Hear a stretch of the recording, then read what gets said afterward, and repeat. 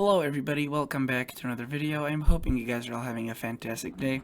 So as you can tell by the title of this video, we'll be discussing the potential for a pretty large pattern change upcoming next week.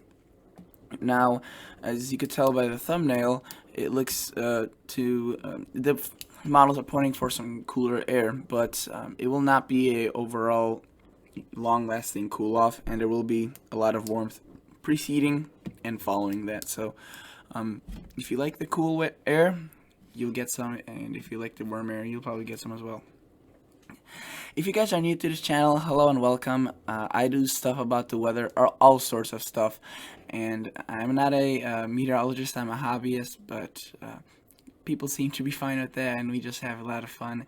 I do weather forecasts, but they're not official. For official info, I always go to the National Weather Service and NOAA and National Hurricane Center. But if you guys would like to subscribe, consider doing so. Don't subscribe after I tell you to. Just see for yourself, check out the channel, watch the video. And if you are a returning viewer and you would like to support the channel, liking the video would be very, very helpful.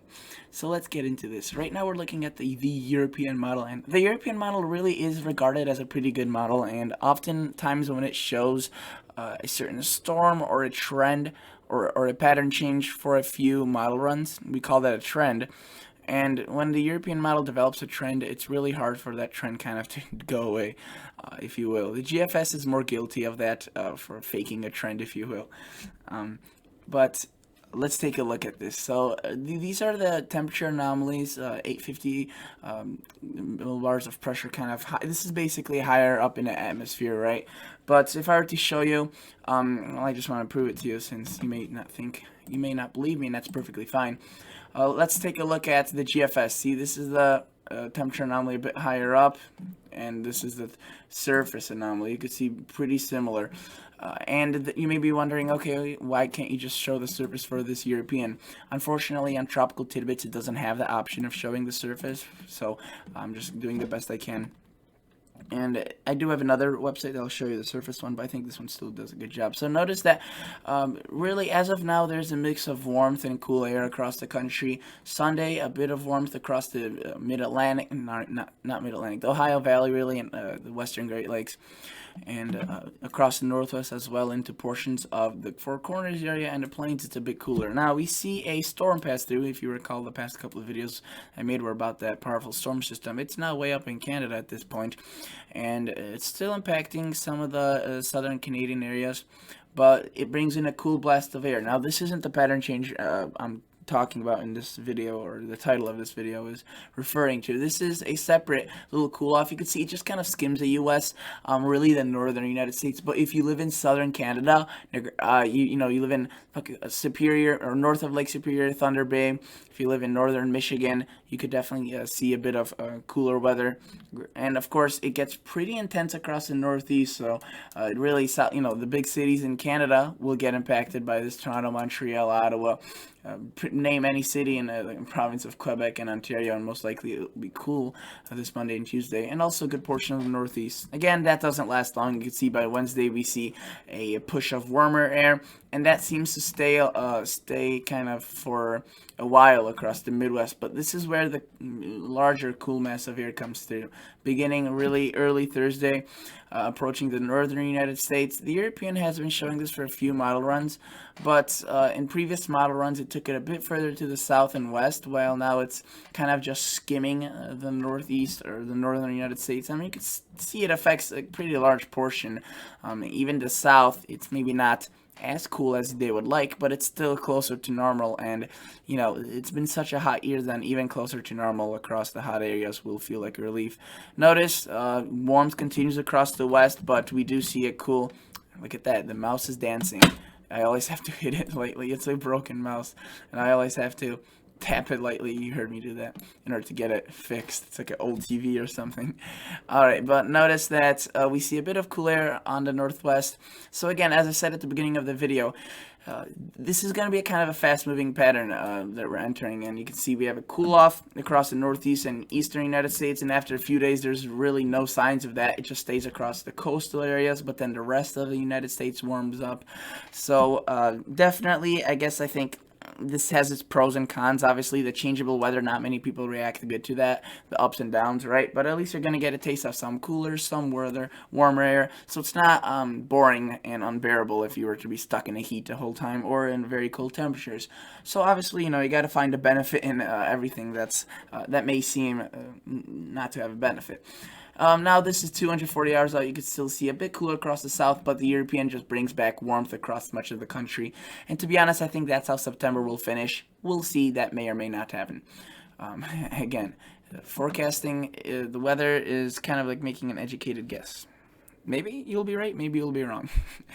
All right, so let's look at a prior model run of the European, because this model run takes it a bit further to the east and kind of moves it out of here quicker. I want to show you the model run that went out today at 12 o'clock. Or sorry, I'm recording this as of really early morning hours of Sunday, and I still think it's Saturday, but this will be uploaded on Sunday. So midday Saturday, this model run showed you could see a bit more of that cooler air kind of further to the south and west, a bit more affecting portions of the south with more significant cooler, but really not much of a change. I mean, you saw in the previous model run that I just showed you, the more updated one, it showed more cool air across the south, but not at such intensity, just, lighter colors.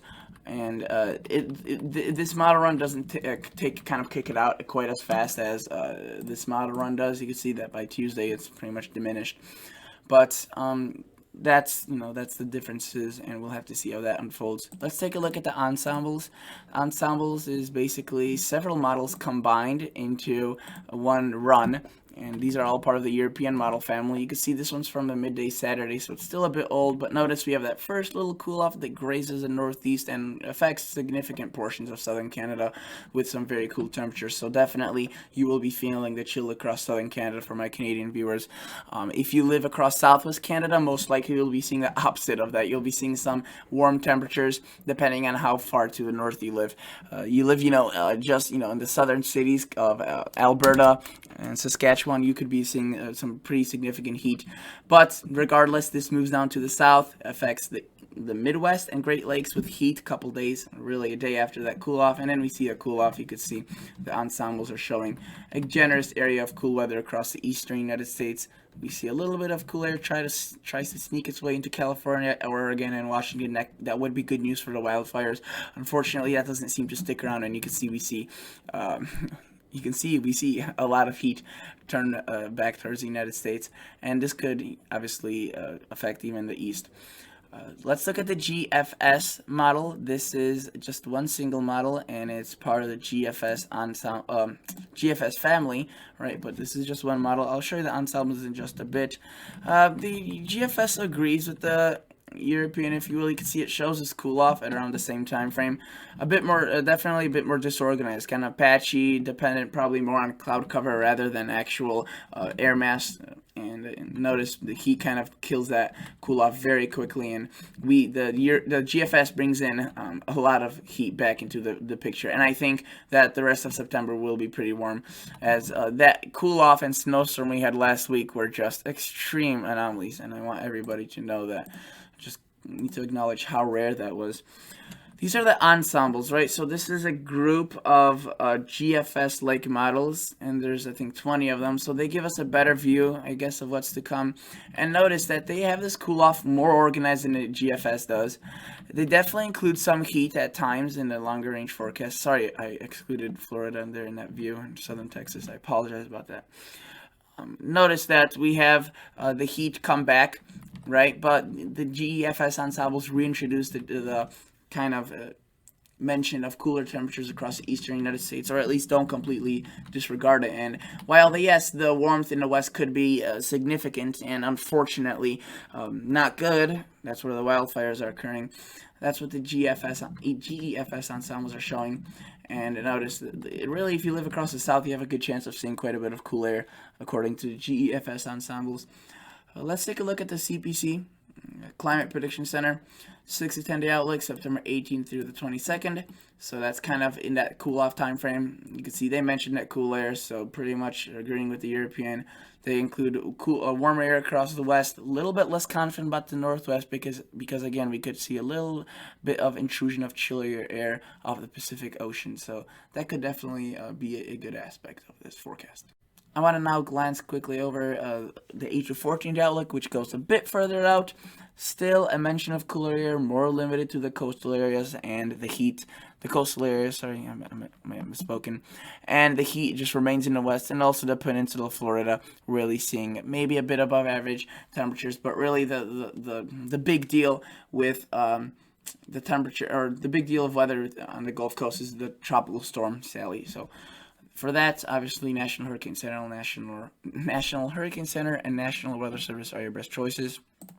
Let's take a look at the European high resolution model. This model is the European, which I was showing you. I want to quickly show you what it's showing as of the midnight model run, as that's the one that interests us. And I just want to quickly show you the potential for, you can see right there, Tropical Storm Sally. Kind of meanders around for a while, which is why it'll produce so much rain. And then notice it moves off into the northeast, so that definitely will have something to watch for. And notice you can see the high pressure right there, dominant and in charge, so we could definitely be looking at some cooler air. And now I'll show you the surface 2-meter temperature anomalies and show you that really it's not that big of a difference compared to the ones in the upper elevations or higher up in the air. Notice a mix of warm and cool air, nothing too significant. I would say more of the warm air is in a significant range. You can see 14, 15 degrees above average. But then we start seeing that cool off coming from the north. You know, not a drastic. It doesn't look like it's going to be negative 40 below average like we saw in parts of the west earlier this week, but definitely a pleasant cool off, get you into fall feels, and some locations up to negative 20 degrees below average. And you know, this, it really does try sticking around for a while across the east, but you can see that the warmth is eager to come back, if you will. Let's take a glance at the 2-meter temperature shaded and take a look at this.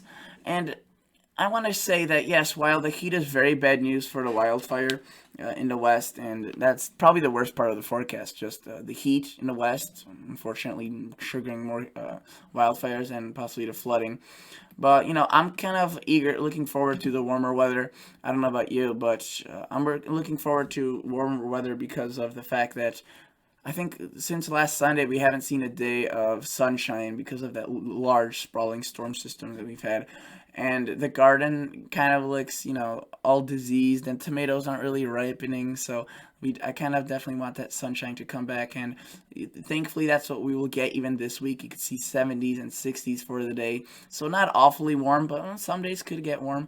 In the west, unfortunately, just, you know, just too warm. Obviously, there's nothing we could change about that. But notice that when the cool down does come off or come down, it definitely does change the weather. You could see daytime highs possibly next weekend into the 60s and 50s, so definitely a relief, if you will. Even though 70s and 80s aren't all that bad. And then we go back to that warm condition, kind of that warm pattern, and I'm honestly looking forward to these warm temperatures because sunshine, warm weather, we could get a few little things extra out of the garden, so I'm looking forward to that. Let's take a look at the rainfall. I just want to quickly show the rainfall since we're already looking at this model. And again, just very heavy rainfall across the south, possibly, you know, historic amounts, 10, 15 inches. The northwest may be seeing a bit, so possibly some better news across these areas for the wildfires. But again, it's just not just that area that's seeing the wildfires; it's the whole west. And overall, you can see the European model keeps it pretty darn dry, and that has been the trend with the other models as well. The GFS doesn't keep. This one goes out a bit further, so it's going to show more precip. Still, though, I mean, you could see just not wet weather, not a lot of wet weather, a lot of dry weather. Just not good news, and especially for the west, and really just a good portion of the country. You know, we got a little bit of rain here in Illinois, right? But we are still overall very dry. And the Canadian model, I mean, I was honestly didn't look at the Canadian. I was hoping we could look at something more positive, but even more depressing. I mean, you could see the rain where it does fall is very high. Anywhere else, almost nothing. So that's it. That's it for today's video, guys. Hopefully you enjoyed. Hope you learned something new. Overall, a mix of up and down between the warm and the cool air. This upcoming week, warm. The weekend, cool across the north and eastern United States. Then it goes back to warmth, and throughout that whole time frame looks to be relatively dry, storm free, and that's basically it for today's video. So thank you guys so much for watching. I'll catch you all guys in the next episode. See ya. Bye.